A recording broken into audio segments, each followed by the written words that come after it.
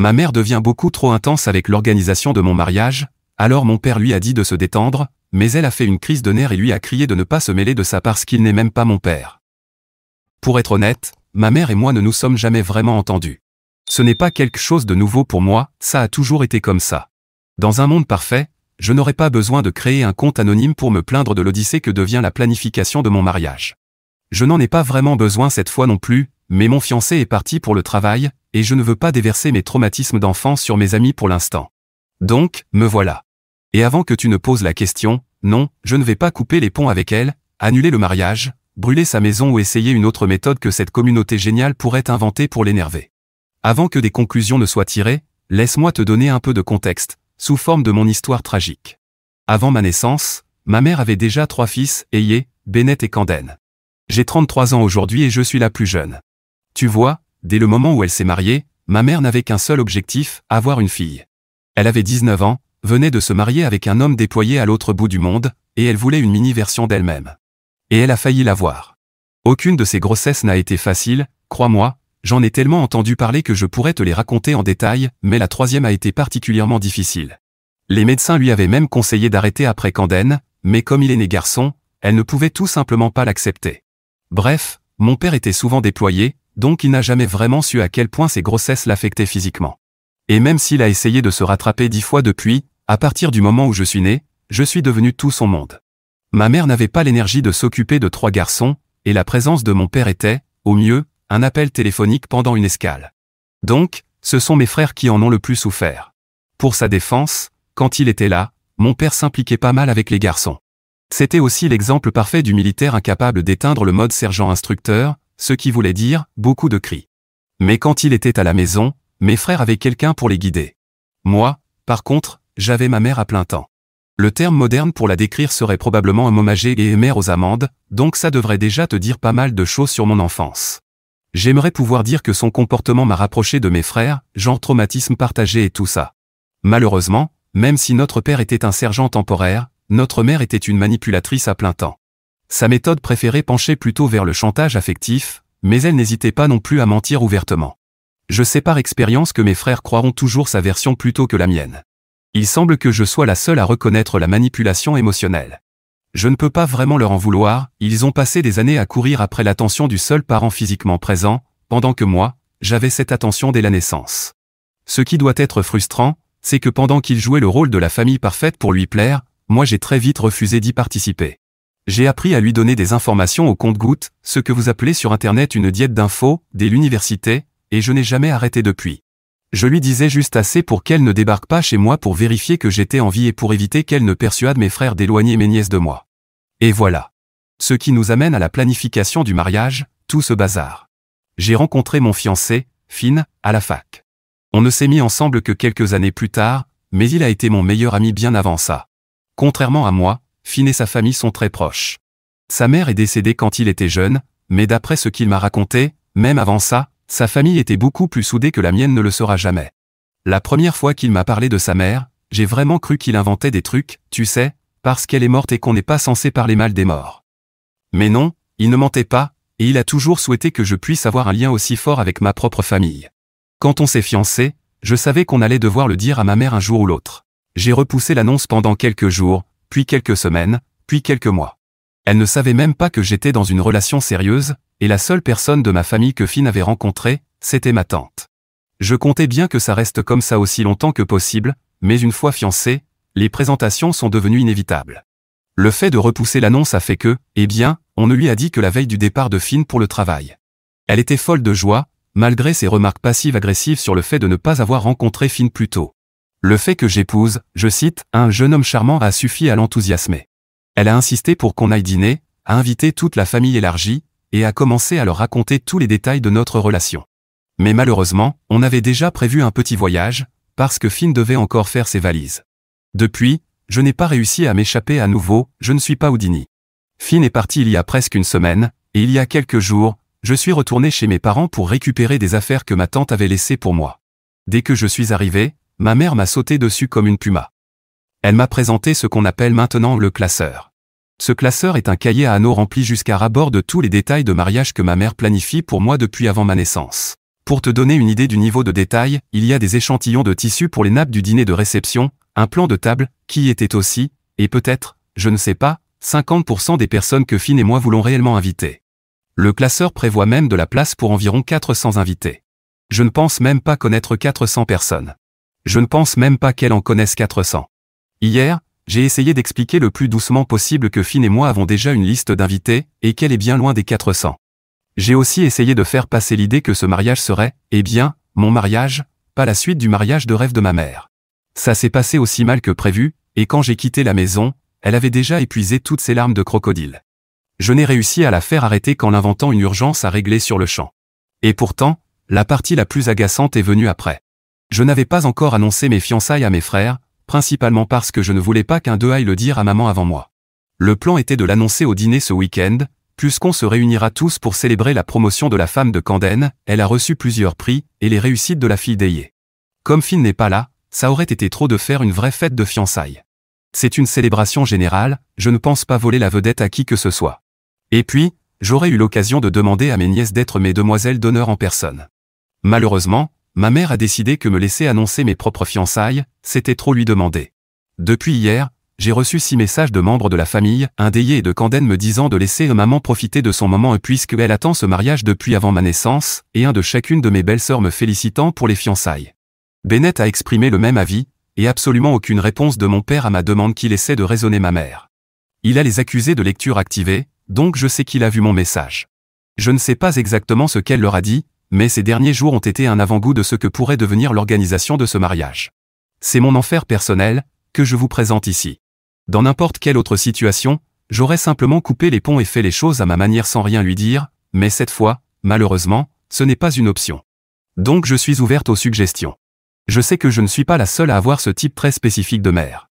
J'espère que certains d'entre vous ont vécu ce genre de situation et ont trouvé un moyen de gérer quelqu'un comme elle, surtout un moyen qui ne détruira pas mon mariage avant même qu'il ait lieu.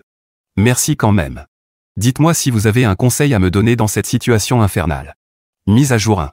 À ceux que j'ai profondément offensés en ne soutenant pas immédiatement et avec enthousiasme le fait que ma mère prenne le contrôle total de mon mariage, je suis sincèrement désolé. J'ai lu tous vos commentaires, et j'espère que vous accepterez mes plus humbles excuses de ne pas m'être incliné devant cela. Je passerai le reste de ma vie à me repentir de mon péché. Quant à ceux qui ont pris le temps de commenter mon dernier post et qui ont apporté une vraie valeur ajoutée, merci. Ça fait du bien de savoir que je ne suis pas la seule à vivre ça. Je sais que je ne suis pas folle, mais quand même, ça réconforte d'entendre quelqu'un d'autre le dire, tu vois? Je n'ai pas encore eu l'occasion de parler de tout ça à Finn, donc je vous assure que votre soutien m'a fait plus de bien que vous ne pouvez l'imaginer. Pour ceux qui sont juste là pour avoir des nouvelles, je pense que cette mise à jour ne vous décevra pas. Comme vous le savez d'après mon premier post, ma mère a une vision très spécifique du jour de mon mariage, qui ne correspond pas vraiment à la mienne.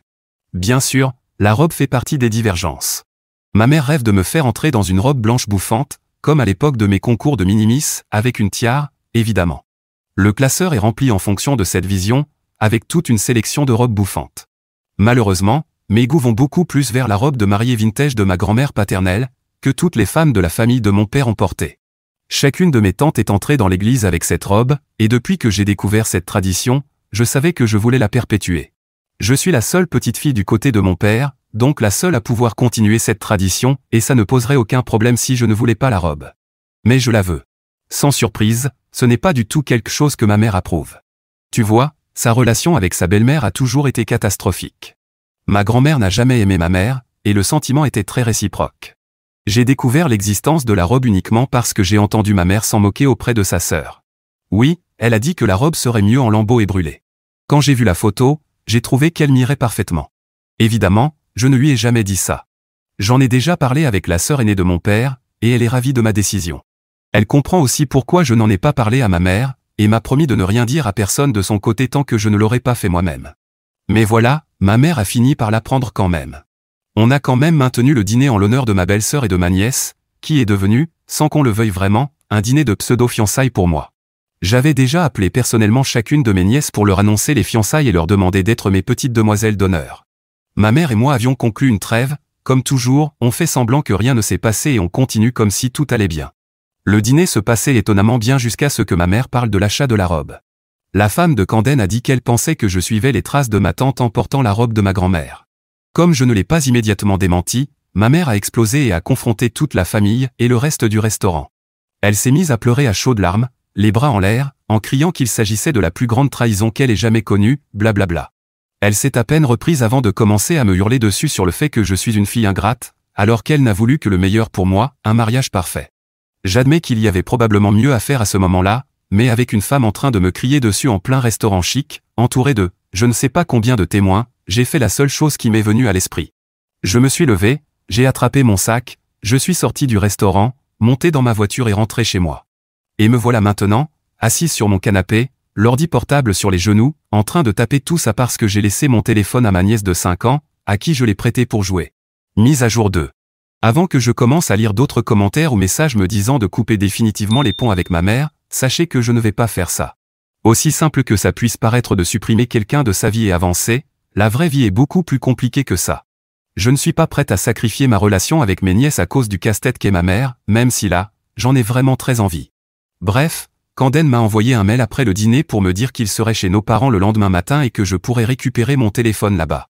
Je lui ai proposé de passer chez lui plus tôt, mais il a dit que ce serait plus simple qu'il me l'apporte directement. Quand je suis arrivé, il m'a accueilli dehors en essayant de me convaincre d'aller essayer des robes avec maman, juste pour qu'elle vive l'expérience, vu que je suis sa seule fille. J'ai pris le temps d'expliquer que si j'essayais une robe, elle voudrait que je l'achète, ce qui créerait un problème encore plus gros. Canden, bien sûr, ne voulait rien entendre et tenait à ce que je cède à ses demandes. J'ai décidé d'entrer et de récupérer mon téléphone, qu'il avait pratiquement exposé sur la table du petit déjeuner, en présence de nos parents. Puisqu'on était déjà là, il a insisté pour qu'on se joigne à eux pour le petit déjeuner.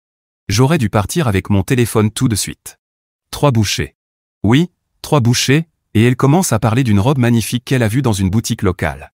Comme je me suis contenté de hocher la tête, elle a commencé à me montrer des photos, en m'expliquant à quel point chaque modèle m'irait parfaitement si seulement je lui laissais une chance. Canden hochait la tête bien sagement à tout ce qu'elle disait, et mon père ne levait même pas les yeux de sa grille de mots croisés. Encore une fois, j'aurais dû partir quand j'en avais l'occasion. Au lieu de ça, j'ai décidé d'affronter l'éléphant dans la pièce et de lui dire que j'avais déjà une robe. Sa première réaction ? Le déni. Non, comment pourrais-tu avoir une robe ? On n'a même pas visité les boutiques que j'avais sélectionnées pour toi. Je lui ai dit ce qu'elle savait déjà, je vais porter la robe de grand-mère, comme l'ont fait mes tantes. Cette fois, il n'y eut qu'une confusion à peine dissimulée. Pourquoi voudrais-tu porter une vieille robe poussiéreuse alors que tu pourrais en avoir une toute neuve, magnifique, faite rien que pour toi ? J'ai répondu que c'était parce que je voulais perpétuer une tradition familiale. L'agacement s'est tout de suite fait sentir, et elle m'a rappelé qu'elle était ma mère, et que la tradition familiale était d'acheter une robe neuve parfaite, parce que c'est ce qu'elle avait fait. Quand j'ai simplement soupiré et dit que je porterais la robe de grand-mère, le calme de la pièce a disparu. À ce moment-là, ma mère s'est transformée en furie. Elle a sorti les remarques habituelles, irrespectueuses, ingrates, et que j'étais une fille épouvantable. Comme toujours, mon père n'a rien dit, absorbé par sa grille de mots croisés. Canden s'est recroquevillée sur sa chaise, faisant semblant de ne pas être là. Elle a continué sans s'arrêter jusqu'à ce que je perde patience et que je lui demande, si j'étais une fille aussi horrible, pourquoi elle tenait autant à assister à mon mariage. Elle s'est mise à hurler, me demandant si j'étais en train de la désinviter, ce à quoi j'ai répondu que je pourrais bien le faire, puisqu'elle détestait tout ce que j'avais prévu. Elle a hurlé que je ne pouvais pas désinviter ma propre mère. Eh bien, je n'ai rien répondu. Elle a crié encore plus fort, puis a frappé la table avec ses mains, faisant éclater le pot de confiture de fraises sur la grille de mots croisés. Et pour la première fois de sa vie, mon père lui a dit de se calmer. Mais au lieu de ça, elle s'est retournée contre lui, pleine de fureur, et a dit qu'elle ne comptait certainement pas se calmer, parce que si je pouvais désinviter ma propre mère, alors il ne serait certainement pas invité non plus, surtout qu'elle n'était même pas sûre qu'il soit vraiment mon père. Dès que ma mère a dit ça, nous sommes tous restés figés. Évidemment, aucun de nous ne savait quoi dire. Il n'y avait pas de réponse à la bombe qu'elle venait de lâcher, mais c'est moi qui ai réussi à prononcer un mot. Le seul mot que j'ai dit fut « Quoi ?» Elle a répondu à voix basse qu'elle n'allait pas attendre éternellement que mon père lui donne une fille, et qu'elle ne pouvait pas regarder sa fille descendre l'allée dans cette robe horrible, appartenant à une femme qu'elle méprisait, pour un homme qui n'était même pas son père. Étonnamment, c'est Canden qui a réussi à articuler une phrase complète en premier. Il lui a demandé si elle était en train de nous dire qu'elle avait trompé papa, et si c'était vrai. Elle a répondu qu'elle avait fait ce qu'il fallait pour compléter leur famille et qu'elle avait passé chaque jour depuis à soutenir sa carrière et cette même famille. Mon père n'a jamais été un homme bavard, mais je ne l'avais jamais vu aussi silencieux de ma vie. Sérieusement, elle n'avait donc aucune honte ? Je veux dire, si elle ne s'était pas levée de table pour aller dans sa chambre, je ne suis pas sûr qu'aucun de nous aurait réussi à partir. Ce n'est que lorsque notre père s'est levé et s'est dirigé vers la porte d'entrée que Canden et moi l'avons suivi, lui demandant ce qu'il comptait faire et où il allait. Quand on a réalisé qu'il n'avait aucune idée de ce qu'il devait faire, seulement qu'il devait sortir, nous sommes montés dans ma voiture et avons décidé d'aller au seul endroit où il pourrait peut-être trouver un peu de paix. C'est comme ça que je me suis retrouvé à avoir mon père et Kanden chez moi pour la toute première fois. La situation est assez délicate en ce moment. Dans chaque conflit entre ma mère et moi, mon père n'a jamais dit un mot contre elle. Il a toujours cru que préserver la paix était plus important que de dire quoi que ce soit, et que la seule façon d'y arriver était de la garder heureuse. Mes frères se situent aussi quelque part dans ce spectre. J'ai vu ce scénario se reproduire un nombre incalculable de fois, donc je n'ai pas été surprise quand j'ai commencé à recevoir des messages d'Eye et Bennett, me demandant ce que j'avais encore fait. Je savais déjà que notre mère les avait appelés pour leur raconter sa version de l'histoire, celle dans laquelle elle joue la victime. La seule différence cette fois, c'est que mon père et Kanden sont les victimes. La seule différence cette fois, c'est qu'ils sont de mon côté. Ça avait peut-être commencé avec mon mariage, mais je ne pense pas que ce soit encore le sujet principal. Je ne sais pas ce que pensent Eye et Bennett, mais Kanden et moi savons ce qu'elle a dit, et notre père aussi. Ce n'est plus mon mariage qui est en jeu. Bref, je vous tiendrai au courant de la suite. Mise à jour 3. La dernière fois que j'étais dans la même pièce que mon frère et mon père, nous avons tous parlé ensemble. C'était comme un univers parallèle, notre relation n'a jamais été comme ça. À part Bennett, je dirais que je ne parle à mes frères que lorsqu'on se dispute à propos de leur fille ou quand ils me demandent de faciliter leur vie en cédant à notre mère. Donc, il y a une semaine, on était assis dans mon salon à discuter. Après qu'Eye et Bennett ont inondé nos téléphones de messages, notre père les a appelés. Il leur a dit de venir parce qu'il avait quelque chose à leur dire. Ils étaient furieux contre moi à leur arrivée, se plaignant de l'état dans lequel j'avais laissé notre mère. Puis notre père a fait quelque chose qu'il n'avait jamais fait auparavant, il a dit que je n'avais rien fait de mal et a expliqué ce qui s'était vraiment passé. Il leur a fallu du temps pour le croire, mais avec Kanden et notre père pour appuyer ma version, c'était difficile de nier. Et puis il a continué à parler. Il a révélé que sa mère n'avait jamais approuvé son mariage. Il avait toujours soupçonné que sa femme avait été infidèle pendant son déploiement, mais il n'en avait jamais cru un mot. Nous lui ressemblions tous suffisamment, et elle tenait tellement à avoir une famille parfaite qu'il ne voulait pas priver les enfants de ça. Il pensait qu'il compensait auprès des garçons en étant présent quand il le pouvait, et comme j'avais la plupart de son attention, il pensait que ça suffisait. Mais maintenant, il voit qu'il nous a juste laissés à sa merci. Alors qu'il refusait de voir ce qui était sous ses yeux, il ne pouvait plus continuer ainsi, ni pour nous, ni pour lui. Les garçons ont mis un moment à accepter ce qu'il disait, mais une fois que ce fut fait, le choix était clair. Notre père avait été le seul véritable parent qu'ils aient eu en grandissant, et il n'allait pas lui tourner le dos maintenant. Le mépris de notre grand-mère pour notre mère s'est révélé utile, car elle avait insisté pour que son fils de 19 ans signe un contrat de mariage. Comme Kanden est marié à une avocate, trouver un avocat n'a pas été difficile. Il ne restait qu'une chose, notre mère pouvait contester le contrat. Elle avait passé les 40 dernières années à élever 4 enfants, et il serait facile pour elle de réclamer la maison et une pension conséquente. Nous avions besoin qu'elle admette son infidélité. Le plan était simple, mes frères et moi sommes retournés chez nos parents et, pour la première fois de notre vie, nous avons présenté un front uni. Nous lui avons demandé si l'un de nous était biologiquement l'enfant de notre père. Elle nous a dit que nous étions ridicules, mais quand nous avons insisté, elle a répondu que ça n'avait pas d'importance, nous étions ses enfants, et elle se fichait de savoir qui étaient nos pères, du moment que nous étions à elle. Cette fois, quand Kanden lui a demandé si elle avait trompé notre père, elle a dit qu'elle s'était appuyée sur n'importe quel homme capable de lui donner ce dont elle avait besoin. Heureusement, nous vivons dans un état où l'enregistrement d'une conversation avec le consentement d'une seule partie est légal. La conclusion, c'est qu'on nous a confirmé que notre père a maintenant suffisamment de preuves solides pour entamer une procédure de divorce dans laquelle elle n'obtiendra rien, ni la maison héritée de ses parents, ni les voitures qu'il a achetées, pas un seul centime de pension alimentaire, tout cela grâce à la clause d'infidélité dans le contrat prénuptial. Elle recevra les papiers dans les prochains jours. D'ici là, nous avons un divorce à planifier. Honnêtement, je ne sais pas quoi dire de plus pour l'instant, alors je vais m'arrêter ici. Je voulais juste organiser mon propre mariage, et me voilà en train d'aider à organiser un divorce. Je tiens quand même à vous remercier pour tous les commentaires sur mes publications précédentes. Je vous tiendrai au courant dès que j'en saurai plus. Mise à jour 4. J'écris ceci depuis ma chambre d'hôtel, en lune de miel, avec mon mari endormi à mes côtés. Au début, nous avions reporté le mariage jusqu'à ce que la majorité de la procédure de divorce soit réglée, et apparemment, ces choses prennent beaucoup de temps. Mais voici ce qu'il faut retenir, ma mère n'a rien obtenu. Mes frères et moi avons totalement collaboré avec notre père concernant son récit, le contrat prénuptial et l'enregistrement où elle admet l'infidélité. Ma mère n'avait aucun argument valable. Elle a essayé de se battre pour la maison, mais comme elle faisait partie de l'héritage de notre père, elle n'avait aucune chance. Quand elle a compris qu'elle ne pourrait plus y vivre, elle s'est tournée vers la seule personne qu'elle pensait pouvoir l'aider, moi. Voici un détail intéressant, je suis bien la fille de mon père. L'infidélité de ma mère n'était pas un mensonge, mais au moins les tests ont confirmé que je suis bien son enfant. Mes frères aussi, d'ailleurs, car notre père a fait faire un test de paternité pour chacun de nous. En ce qui concerne mon père, il s'était toujours davantage investi auprès de mes frères en grandissant, j'ai toujours été le centre de son univers. Il croyait donc sûrement qu'en cas de besoin, je l'accueillerais. Je ne dirais pas que cela m'a procuré une immense satisfaction de la rejeter, mais j'ai quand même bloqué son numéro. Je suis certaine qu'elle ne pourra pas monter mes nièces contre moi. D'après ce que j'ai entendu, elle a dû emménager chez sa sœur dans sa ville natale. Depuis, elle a publié plusieurs posts sur Facebook pour dire à quel point mes frères et moi étions horribles. Mais pour moi, la mise à jour la plus marquante est survenue peu après tout cela, mon père m'a appelé. Il m'a juste parlé, il m'a demandé comment se passait ma journée, comment avançait la préparation du mariage, comment allait le travail. Il a simplement continué à appeler. D'après Bennett, notre père n'est pas du genre à téléphoner. En général, il discute autour d'une bière, et il ne savait probablement pas comment amorcer ce genre de relation avec moi, ni même si je serais réceptive. Il ne m'a jamais fait de grands discours sur tout ce que j'ai vécu pendant mon enfance, ni sur ce qui s'est passé, mais il essaie. Alors, après ma première danse avec mon mari lors de la réception, quand mon père m'a demandé si je voulais danser avec lui, j'ai accepté. En résumé, je me suis marié, et ma mère n'a pas assisté à mon mariage.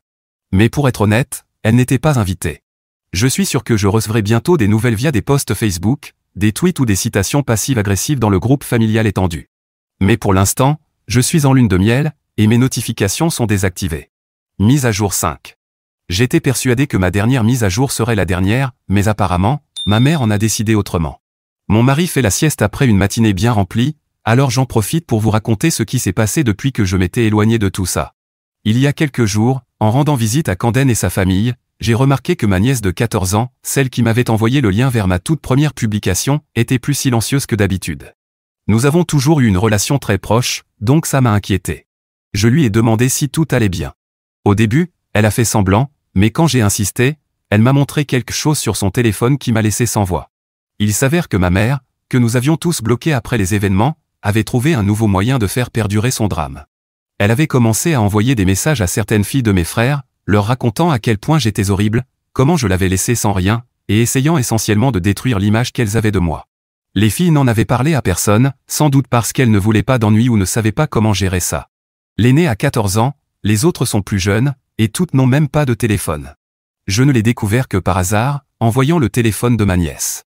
J'ai immédiatement appelé Camden et mes autres frères pour les prévenir. On n'a pas eu besoin de beaucoup de mots, on savait tout ce qu'il fallait faire. Chacun de mes frères a récupéré le téléphone de ses filles et a vérifié les messages. Non seulement notre mère parlait mal de moi, mais elle essayait aussi de les manipuler pour leur faire croire que tout était de ma faute. Heureusement, mes nièces ne sont pas tombées dans le panneau, mais la situation restait très préoccupante. La décision fut unanime, bloquer le numéro de notre mère sur tous les téléphones des filles. On leur a aussi expliqué que si leur grand-mère essayait de les contacter autrement, elles devaient en parler à leurs parents d'abord. Ce fut une conversation difficile, surtout parce qu'aucun de nous ne voulait que les filles se sentent prises au piège, ou en danger, ou qu'elles soient responsables de quoi que ce soit. Mais elles ont compris, et honnêtement, je pense qu'elles étaient soulagées de ne plus avoir à gérer ça seules. Camden et moi avons continué à parler longtemps après le départ de tout le monde. Nous sommes tombés d'accord sur un point, la situation est compliquée et épuisante, mais notre priorité est claire, protéger nos nièces de cette toxicité. Nous sommes plus unis que jamais sur ce sujet. Merci encore pour votre soutien. J'espère sincèrement que c'est la dernière fois que j'ai à écrire sur tout ça. À bientôt, de l'autre côté. Mise à jour 6. Je ne pensais pas écrire une nouvelle mise à jour, et pourtant, me revoilà. Comme toujours, ma mère a trouvé un moyen de nous surprendre. Il y a quelques jours, j'ai reçu un appel inattendu de Bennett. Apparemment, notre mère s'est remariée.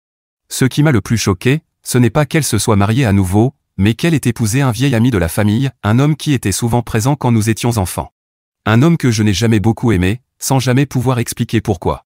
En apprenant cela, je n'ai pas pu m'empêcher de me demander si ce n'était pas avec lui que ma mère avait trompé mon père, toutes ces années auparavant. Je n'ai aucune preuve, et je n'en aurai peut-être jamais, mais quelque chose dans cette situation sonne faux, comme si toutes les pièces du puzzle s'emboîtaient d'une manière que je ne veux pas accepter. Mes frères et moi avons décidé de ne rien dire, du moins pour l'instant, surtout pas à notre père. C'est clair qu'elle a refait sa vie comme elle le voulait. Et l'essentiel, c'est que nous avons fait de même, chacun à notre manière, en construisant une vie loin de son influence. Bref, je crois avoir dit tout ce que j'avais à dire cette fois. Il restera peut-être toujours des zones d'ombre dans cette histoire, mais à ce stade, Je ne suis même plus certaine que ces réponses aient de l'importance. Merci encore à tous ceux qui m'ont accompagné tout au long de cette histoire. C'est ici que je m'arrête vraiment, car je ne pense pas avoir encore quelque chose à dire sur ma mère. Nous l'avons rayée de nos vies, et elle a reconstruit la sienne.